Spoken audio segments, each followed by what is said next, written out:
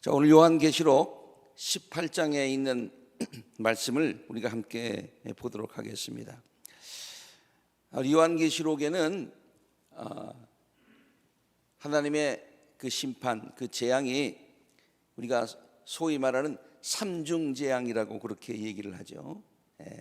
7번, 또 한 번, 그 다음에 또 7번, 그 다음 7번, 이렇게 삼중재앙인데, 그 삼중재앙이 그 7 임봉을 띨 때의 재앙과 7 나팔을 띨 때의 재앙과 또 7 접시가 이제 쏟아질 때의 재앙이 이렇게 있습니다. 그런데 그 모든 재앙은 16장에 끝이 납니다. 그렇죠? 16장에 끝이 나는데, 지난 시간에 보았던 17장과 18장은 또 계속해서 그 심판의 내용이 전개되는데요, 그것은 삼중재앙 이후에 또 다른 재앙이 아니라 그 세상을 향한 삼중재앙이 누구를 향했었어요? 하나님을 모독하고 또 교회를 핍박하고 성도들을 핍박하는 세상, 소위 말해서 666의 세력, 사탄의 세력을 향한 하나님의 심판이었는데요, 그것이 16장까지 기록되고 17장과 지난번에 봤던 17장과 오늘 우리가 함께 읽은 18장은 그 모든 것들을 이제 그 두 개의 상징으로 나누어서 나누었다기보다도 두 개의 상징으로 그 심판을 다시 한번 확인시켜 주는 거예요. 그래서 17장에는 그 모든 그 세상에 그 하나님을 대적했던 그와 같은 세력을 음녀라고 하는 그런 것으로 상징으로 묶어 가지고 이제 심판을 선언하고, 오늘 우리가 읽을 18장의 내용은 그것을 바벨론이라고 하는 그런 상징적인 그 말로 그 바벨론의 멸망을 이렇게 얘기해 주면서 그렇게 우리에게 다시 한번 심판을 확인시켜 주는 것입니다. 뭐 적당한 이해가 될는지는 모르겠는데요, 이제 축구를 하면은 볼을 집어넣잖아요. 볼을 집어넣어서 아주 시원하게 골이 됐습니다. 그런데 그 골을 집어넣는 것도 중요하지만은 무엇가 더 중요해요? 심판이 업사이드가 아니라 이제 완전한 이건 진짜 골이다라고 골을 선언해 주는, 이거는 골인, 그렇게 선언해 주는 게 중요하죠. 왜? 어떤 때는 골을 집어넣어서 막 좋아했는데 심판이 이거는 정식 골이 아니다, 그렇게 선언을 하면은 무효잖아요. 그래서 저는 적당한 이해가 될는지는 모르겠습니다만, 이해를 돕기 위해서 16장까지 삼중 재앙이 쭉 있어가지고 완전히 심판이 끝이 난 것 같지만은, 그러나 16장에 음녀라고 하는 것에 비유해서 완전히 심판을 선언하고 그들의 패배를 선언하고, 그 다음에 또 18장에는 바벨론이라고 하는 것으로 또 묶어서 바벨론이 완전히 멸망을 했다라고 완전히 하나님께서 선언해 주시는 그 같은 선언이다, 그렇게 보면 될 것 같아요.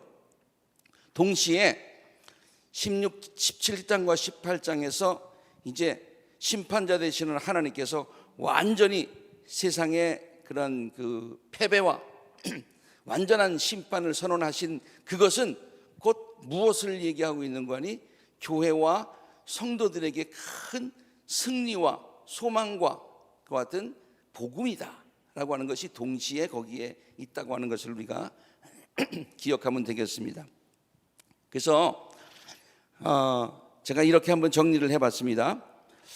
그 삼중 재앙이 있는데요, 그 7 임봉, 7 나팔, 7 접시 재앙, 그 재앙이 지금 17장, 18장에서 또 다른 재앙이 등장하는 것이 아니라 지난 16장에서 소개되었던 7 접시 재앙을 17장에서 음녀를 향한 심판으로 재해석하여 설명한 것이고, 그리고 또 18장에 오늘 읽을 내용도 16장 마지막 부분에 잠시 마지막에 언급하였던 바벨론 멸망에 관한 것을 좀 더 자세하게 설명하고 확인하는 것이다, 그렇게 생각을 하면 되겠습니다.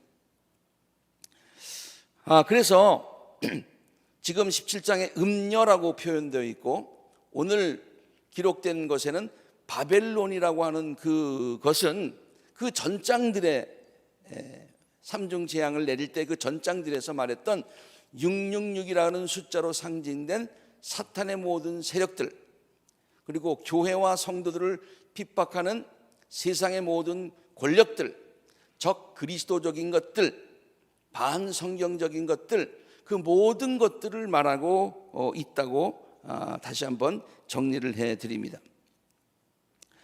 지난 17장에서는요 음녀를 이렇게 묘사를 했었어요. 세상을 지배하는 것처럼 보이는 자들, 사실은 아닌데 세상을 지배하는 것 같아. 또 세상 사람들로 하여금 우상을 섬기게 하는 자들, 음녀로 표현하고 있습니다. 하나님을 모독하고 그리스도를 대적하는 자들, 그리고 교회와 성도들을 핍박하는 자들, 그리스도를 닮은 것 같으나 참인 것 같으나 참 행복을 가르쳐주는 것 같으나 실제로는 가증하고 위선적인 존재들, 그것들을 음녀라고 하는 그런 말로 표현을 해서 저들의 심판받는 것을 기록하고 있습니다. 완전히 심판을 받게 되고, 그리고 또 어린 양과 함께 있는 성도들은 반면에 완전 구원과 기쁨을 누리게 된다라는 것을 17장에서 보여줬고요. 오늘 18장의 주된 내용은 바벨론입니다마는, 그 바벨론은 아까도 반복해서 말씀드렸듯이 음녀를 다른 표현으로 상징적으로 한 것이고, 지금까지 살펴본 모든 것들을 똑같이, 그러니까 똑같은 내용이다. 그래서 어떻게 보면은요 17장과 18장은 표현이 조금 다를 뿐이지 사실은 마찬가지 내용이다. 그래서 대부분 요한계시록을 강의하시는 그 분들의 그 강의를 보면은요 17장과 18장을 묶어서 되게 하나로 그렇게 강의를 하는데, 내용이 저는 많기 때문에 이렇게 구분해서 강의를 하고 있습니다만은 내용적으로는 같은 것이다라는 것을 아시기 바랍니다. 자, 바벨론의 멸망. 바벨론의 멸망.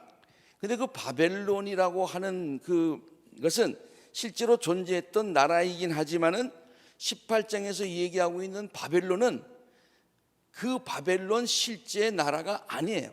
바벨론이 상징하고 있는 상징을 얘기하고 있어요.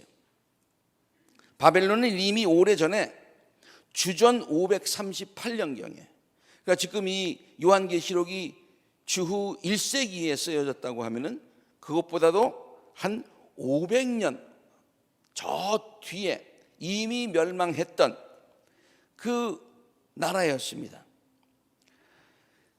한때 바벨론은요 절대 무너지지 않을 것 같았던 강한 나라였습니다. 물론 그 전에는 아시리아도 있었습니다만은 아시리아보다도 바벨론이 더 아주 강력한 세력을 가지고 있었어요. 아시리아는 그 나라에 쳐들어가서 그 나라를 갖다가 다 그냥 몰살시키는, 다 그냥 없애버리는 그런 정책을 했지만은 바벨론은 자기가 정복한 모든 나라의 그런 그 언어와 문화와 종교를 인정을 하면서 이렇게 커다란 그릇으로 품는 그 같은 정책을 썼기 때문에 그 세력이 나중에는 굉장히 확장이 되었습니다. 그래서 절대로 무너질 것 같지 않은 그 같은 나라였죠. 그래서 바벨론은, 그렇지만은 그 바벨론은 하나님을 대적하고 하나님의 백성을 억압하는 강한 나라의 상징처럼 그렇게 되어 있어요. 실제로 어떻습니까? 이스라엘 백성들이 바벨론 포로로 잡혀갔잖아요. 그렇죠? 그래서 바벨론 그러면 이스라엘 백성들에게는 포로, 우리를 포로로 잡아갔던 나라, 하나님을 대적하고 하나님의 성전을 다 이렇게 무너뜨렸던 그와 같은 나라의 상징으로 그렇게 되어 있습니다. 그런데 그 바벨론이 멸망을 했어요. 그리고 나서 바벨론 이후에 등장하는 제국들이 있지 않습니까? 알렉산더 대왕으로 시작한 헬라 제국, 그리고 또 그 이후에 등장한 로마 제국.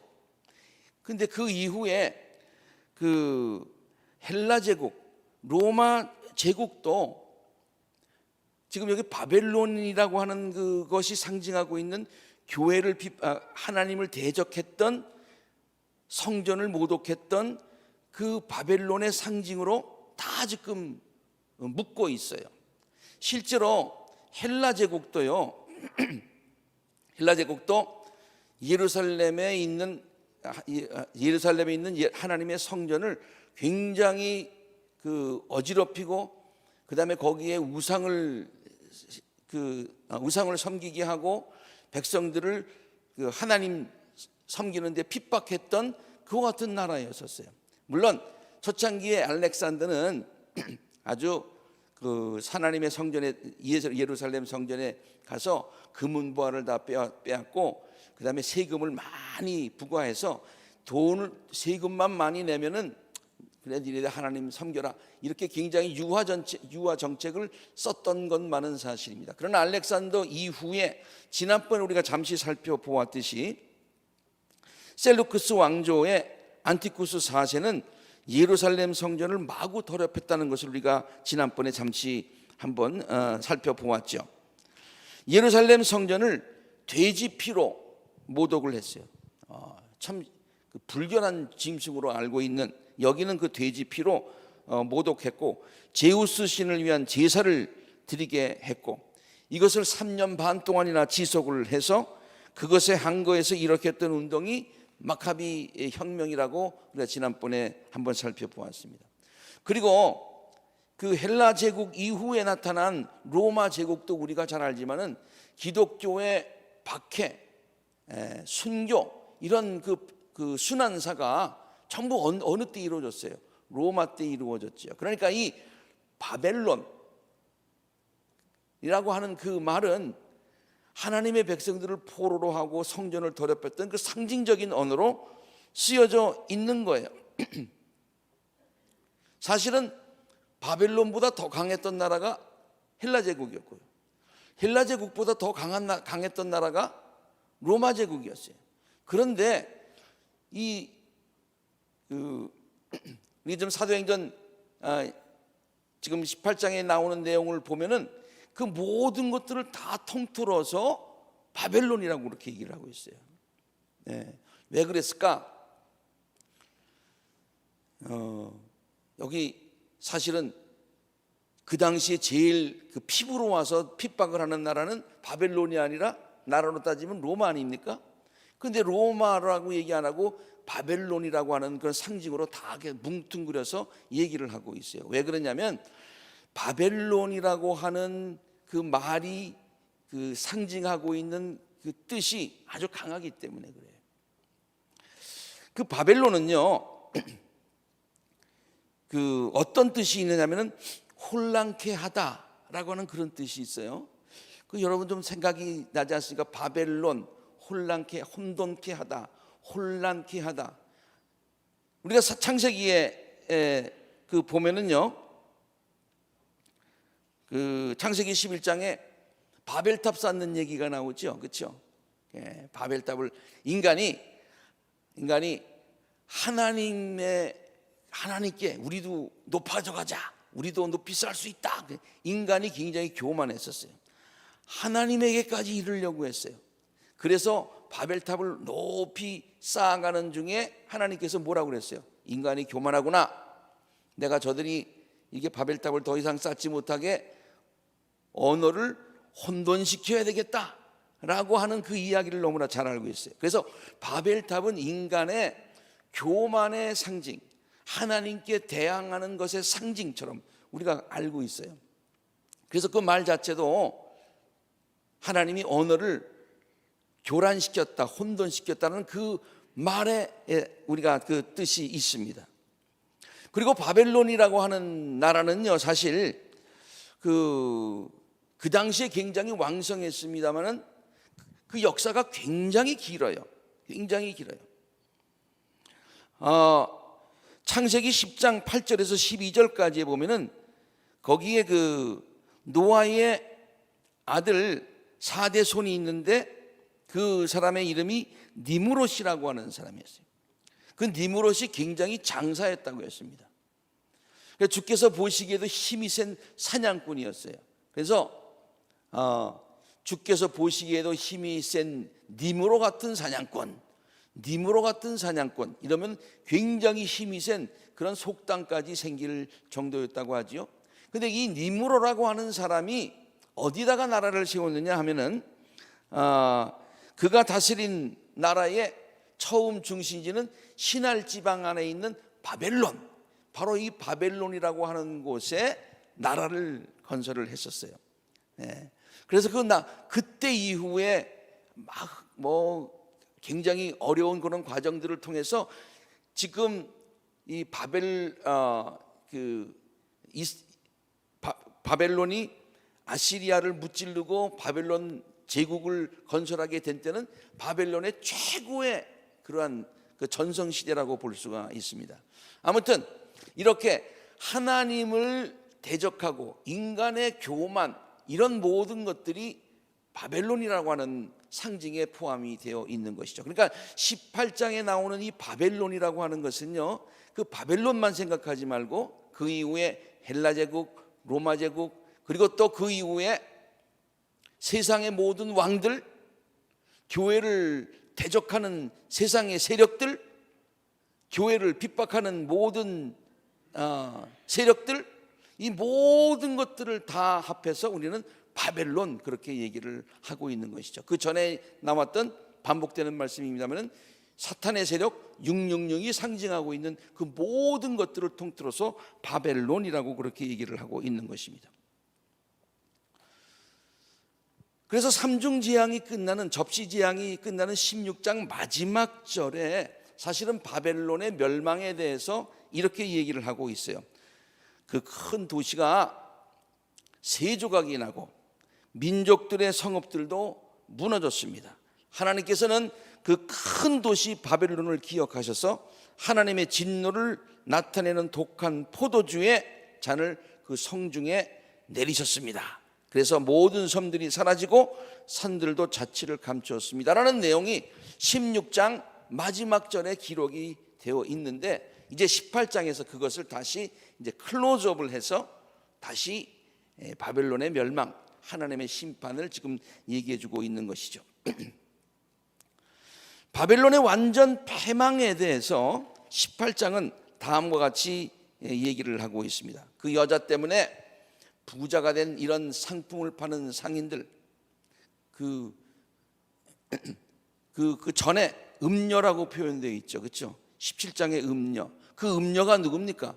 지금 여기서는 바벨론이라고 표현되어 있어요. 근데 그 바벨론 때문에, 그 음녀 때문에 부자가 된 이런 상품을 파는 모든 상인들, 그 여자가 당하는 고문이 두려워서 멀리 있어서 울며 슬퍼하면서 말하기를, 화를 입었다, 화를 입었다.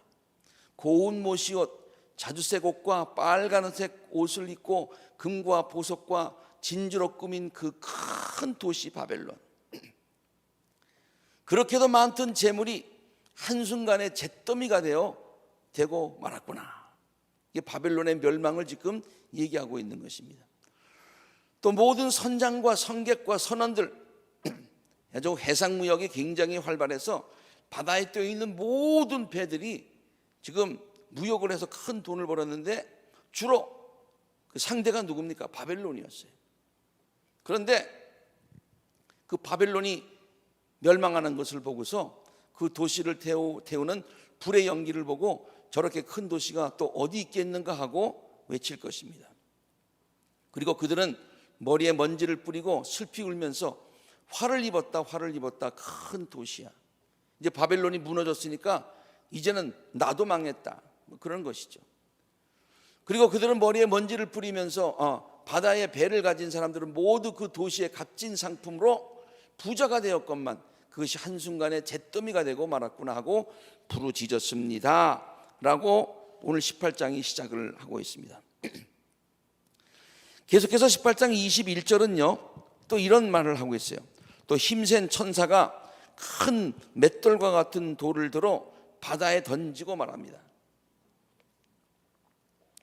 큰 맷돌과 같은 것 경고했는데 이번에는 아주 바다에다가 던져버리는 것. 그 큰 도시 바벨론이 이렇게 큰 힘으로 던져질 터이니 다시는 그 흔적도 찾아볼 수 없을 것이다. 아주 완전하고 철저한 심판을 지금 선언하고 있는 것이죠. 그런데 동시에 말씀드렸듯이 바벨론의 패망은 큰 성도들에게 복음인 것입니다. 그러므로 요한계시록을 읽을 때요 자꾸만 그 무서운 심판, 또 17장 18절에 또 심판이, 또 무서운 심판이 세상에 내리는구나, 무섭다 이렇게만 보지 말고 우리가 또 그 가운데서 하나님께서 우리 요한을 통해서 교회와 성도들에게 주시려고 하는 복음이 있다는 거예요. 그것은 뭐냐? 요한계시록 18장 1절과 2절에 있는 말씀인데요. 또 나는 다른 천사가 큰 권세를 가지고 하늘에서 내려오는 것을 보았습니다. 땅은 그의 영광으로 환해졌습니다. 자, 여러분 이게 뭐가 좀 생각납니까? 천사가 하늘에서 영광스러운 그와 같은 선언을 하고 있는 거예요. 어디서 나온 겁니까? 주님이 아기 예수가 탄생하실 때 하늘에 천군 천사가 나타나서 하늘에는 영광이 되고 땅에는 평화, 하늘에는 영광, 땅에는 평화를 선언하면서 그렇게 그냥 찬란하게 놀라운 일을 선포하는 그와 같은 선포를 하는 그 장면이 생각나는 거예요. 그때도 기뻐하라, 모든 사람들에게 평화로다 그렇게 선언했던 것처럼 이 바벨론의 멸망을 얘기할 때에 천군 천사가 하늘에서 영광스럽게 교회와 성도들을 향해서 외치고 있는 거예요. 기뻐해라. 무너졌다, 무너졌다. 큰 도시 바벨론이 무너졌다. 그렇게 얘기를 하고 있는 거예요. 왜 하나님께서 이 바벨론을 이렇게 철저하게 무너뜨리셨는가?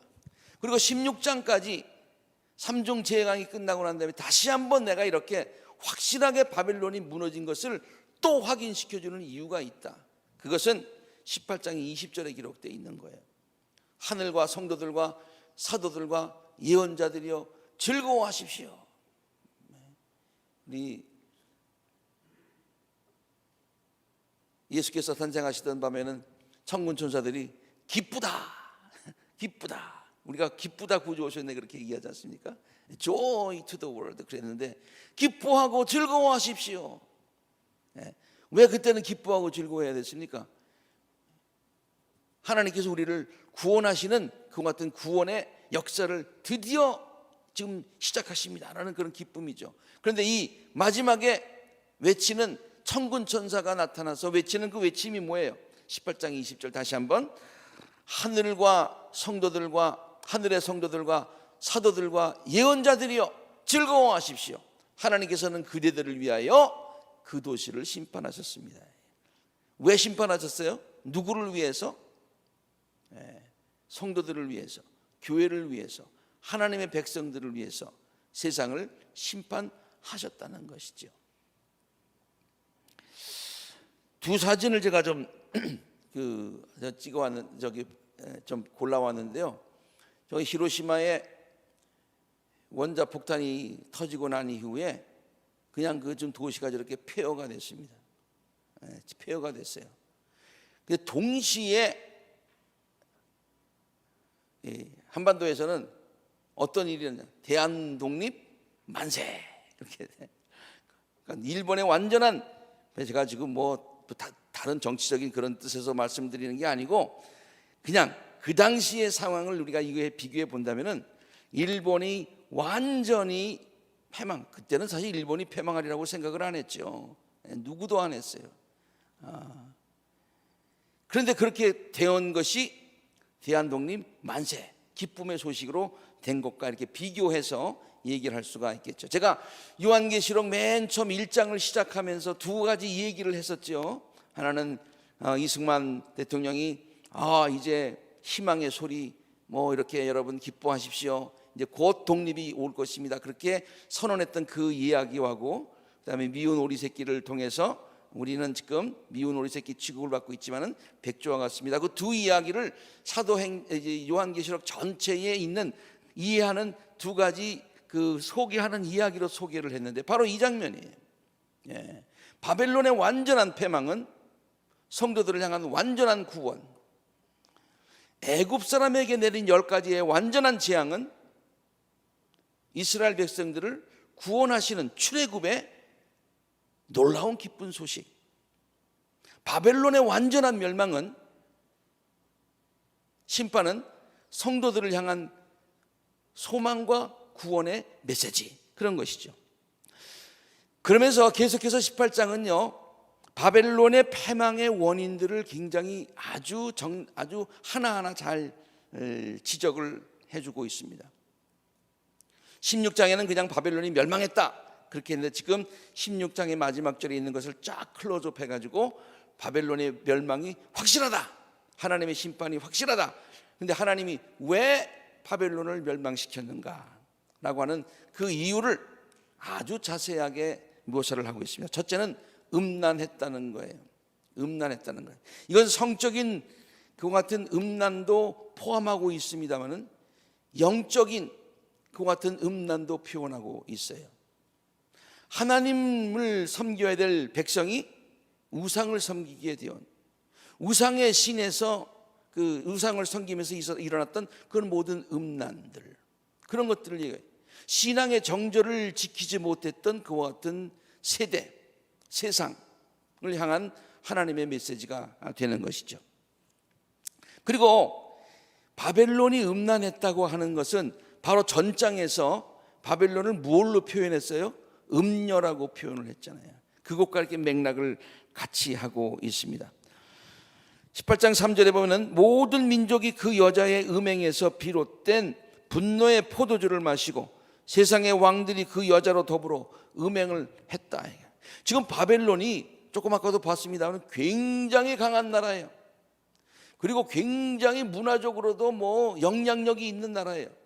그런데 그 나라에서 우상을 섬겨 하나님을 무시해 모독해.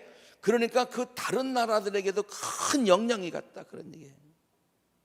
여러분, 미국이 세계 영향력이 있는 나라잖아요. 여기서 행해지는 모든 일들이 많은 나라에 큰 영향을 주잖아요. 그렇잖아요? 바벨론도 마찬가지고 헬라도 마찬가지고 로마도 마찬가지고 그 위에 있었던 많은 힘이 있는 나라들이 음란했어요. 하나님을 모독했어요. 그 모든 영향력이 모든 다른 작은 나라들에게 다 미치게 되었다, 그런 얘기예요. 그래서 세상의 모든 왕들과 나라들이 바벨론과 더불어서 같이 음란했다, 그런 얘기예요.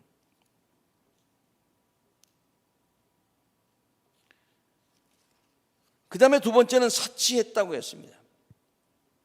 굉장히 화려했는데 그 도가 좀 지나쳤다는 얘기예요.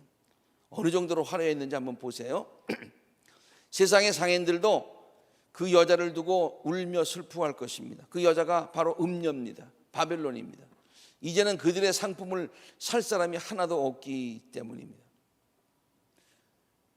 자기들이 아주 굉장히 고급 상품을 만들었는데 그 상품을 누가 사줘요?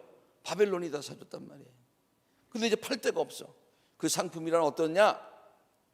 금, 은, 보석, 진주, 고운 못이, 자주옷감, 비단, 붉은 옷감, 각종 향나무, 각종 상아기구, 갑진나무, 구리, 쇠, 대리석으로 만든 온갖 그릇, 계피와 향료로 향과 모략과 유향이요, 포도주와 올리브 기름과 밀가루와 밀이요. 우리가 쉽게 알 수 있는 것도 있고 잘 이해가 되지 않는 것도 있는데, 여러분 이 모든 것들을 어떻게 해석하면, 어떻게 이해하면 되냐면 굉장히 고급, 그 당시에 굉장히 값진 것, 아주 화려한 것, 이런 것들을 얘기하고 있어요. 그 다음에 하나님께서 또 바벨론을 징계하신 이유를 치부했다고 그렇게 고발하고 있습니다. 이는 세상의 상인들이 그 여자의 사치 바람에 치부하였기 때문이다. 그러니까 치부하였다는 말은요, 돈을 이렇게 그 정당한 이익을 남기지 않고 그냥 치부한 것은 그보다 더 붙여서 불법적으로 의롭지 못하게 재산을 모은 것을 얘기하고 있어요. 네 번째는 속였다고 그랬습니다. 그냥 바벨론의 문화가 어떤 문화였습니까? 오늘날에도 마찬가지입니다만은, 그 큰 세력과 권력과 이런 것에는 여러 가지 그냥 그런 것들이 다 포함이 되어 있는 것 같아요. 내 민족이 내 마술에 속아 넘어갔기 때문에 이 바벨론이요, 다른 나라하고 비즈니스를 하고 무역을 하고 다른 나라들을 할 때 자기가 갖고 있는 권력과 이런 걸 가지고 슬쩍 다 속이는 거예요. 오늘날에 제가 또 어느 나라를 얘기하면 또 뭐라 그럴까 얘기는 안 하겠습니다만, 오늘날의 국제사회에서도 어떻습니까? 자기 나라의 이익을 위해서 남들 나라를 속이고 이렇게 그냥 이용해 먹는 그와 같은 일들이 얼마나 많이 있습니까? 그런 걸 얘기하고 있어요. 그리고 교만입니다. 이게 바벨론이라고 하는 말에 나타내고 있는 말이죠. 어느 정도로 교만했냐면, 그 여자는 바벨론이에요. 음녀죠. 마음속으로 나는 여왕의 자리에 앉아 있고 과부가 아니니 절대로 슬픔을 맛보지 않을 것이다. 나에게는 불행이 없다. 누가 나를 당하랴? 누가 나를 하랴? 그러므로 그 여자에게 곧 재난, 곧 사망과 슬픔과 굶주림이 하루 사이에 닥치게 될 것이고 그 여자는 불에 타버리게 될 것이다. 그렇게 나는 절대로 안 망한다. 내가 누구냐? 누가 나를 감히, 이러한 자부심을 가지고 있었던 곳입니다. 무엇보다도 18장의 내용은 하나님께서 바벨론을 멸망하게 하신 것은 아까도 살펴보았습니다. 이게 가장 중요한 이유에 바벨론이 성도들을 핍박하였기 때문이라고 그랬어요. 17장 6절에 보면은, 18장 24절에 보면 예언자들의 피와 성도들의 피와 땅에서 죽임을 당한 모든 사람의 피가 이 도성에서 발견되었기 때문에, 그 피가 바벨론의 도성에 곳곳에 있는 거예요. 겉으로는 굉장히 화려한데 하나님을 모독하고 정의가 없고 권모술수만 있고 사치와 향락과 음란만 있고 하나님을 두려워하지 않고, 그리고 하나님을 믿는 백성들을 핍박하고 죽여서 그 피가 바벨론에 가득하게 되었다. 이것이 그래서 성도들에게는 성도들에게는 복음 중에 복음이고, 그것을 다시 한번 확인시켜주는, 바벨론은 멸망했다, 음녀는 심판받았다, 하나님의 공의는 살아있다, 하나님께서 우리들을 백조처럼, 우리는 백조다, 백조처럼 우리를 높이신다, 이러한 확신을 준 것과 동시에 우리 18장은 성도들을 향한 그러한 권면의 말씀도 잊지 않고 있습니다. 그렇다고 해가지고 그냥 있어서는 안 되는 거예요. 뭐냐? 바벨론을 떠나라, 그렇게 얘기를 합니다. 성도들에게 바벨론을 떠나라고 하는 이 이야기는 여기에 있다가 일로 이사가라는 그런, 물론 거기에 있으면 함께 멸망하니까 그 자리를 피하라는 얘기도 있지만은, 바벨론이 갖고 있는 모든 가치와 그다음에 생활의 양식과 그 모든 것들, 반 하나님적인 것, 반 신앙적인 것, 그 모든 가치에서 떠나라, 그런 말이 되겠죠. 18장 4절은 다음과 같이 얘기하고 있습니다. 내 백성아, 그 여자에게서 떠나거라. 너희는 그 여자의 죄에 가담하지 말고. 누구를 얘기하고 있습니까? 성도들을 향한 메시지예요. 그 여자가 당하는 재난을 당하지 않도록 해라. 거기에 가만히 있다 보면 너희들도 물들게 된다. 그것을 떠나라. 떠나라.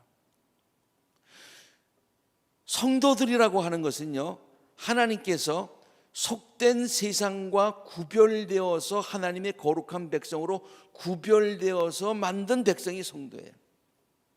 교회는 뭡니까? 에클레시아라고 하는, 그 에크라는 말이 out of 그런 뜻입니다. 세상에 있는 그 바벨론과 같은 세상에서 빼내어서 하나님의 백성들이 모이게 한 곳, 이것이 바로 교회가 되는 것이죠. 그래서 지금 이 요한계시록 18장에서 바벨론의 멸망을 선언하면서 동시에 성도들에게 기쁜 소식도 전하지만은, 그러나 그 바벨론에서 떠나도록 그렇게 권면을 하고 있습니다.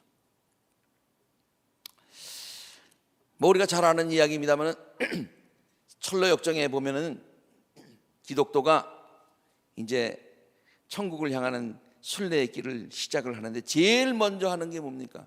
장망성을 떠나는 거예요. 기독도와 함께 같이 갔던 사람들이 중간에 다시 포기하고 다시 돌아간 곳이 어디입니까? 장망성이에요. 장망성은 수호지에 나오는 중국의 어떤 성이 아니라 장차 망할 성이 장망성이에요. 장망성. 우리가 잘 알고 있는 이야기 가운데 창세기 19장에 소돔에서 있었던 롯의 식구에 관한 얘기를 잘 알고 있습니다. 롯의 식구들에게 천사들이 경고를 하죠. 소돔을 떠나라고 그랬어요. 소돔을 떠나라고 그랬어요. 사위들은 떠났어요, 못 떠났어요? 어이, 소돔이 이렇게 화려한데 이걸 왜 떠나? 이렇게 즐거운데 우리가 어디를 가? 그 바벨론, 소돔, 장망성에 그냥 있었던 거예요. 멸망했죠. 롯과 그 두 딸은 하나님께서 천사를 통해서 강제로 그냥 막 이렇게 그 성을 떠나게 했죠. 롯의 아내는 어떻게 됐어요? 미련을 가지고 뒤를 보다가 뭐가 됐어요? 소금 기둥이 대한 이야기를 우리가 너무나도 잘 알고 있습니다.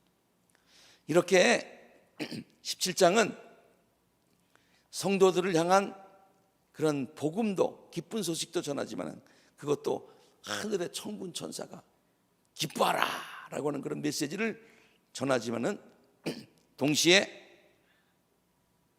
그 성을 떠나고 그 성과는 구별된 같은 삶을 살라고 하면서 마지막 성도들을 위로하는 그런 위로의 말씀이 있습니다. 하늘과 성도들과 사도들과 예언자들이여 즐거워하십시오. 하나님께서는 그대들을 위하여 그 도시를 심판하셨습니다. 자, 이 사도 요한계시록의 전체의 내용을 보면은요, 그냥 사도 요한이 그 본 것을 그저 두서없이 기록한 게 아니에요. 굉장히 세밀한 그 같은 그 방법으로 굉장히 아주 자세하게 우리에게 설명을 해주고 있는 것을 이 요한계시록을 통해서 우리가 볼 수가 있습니다.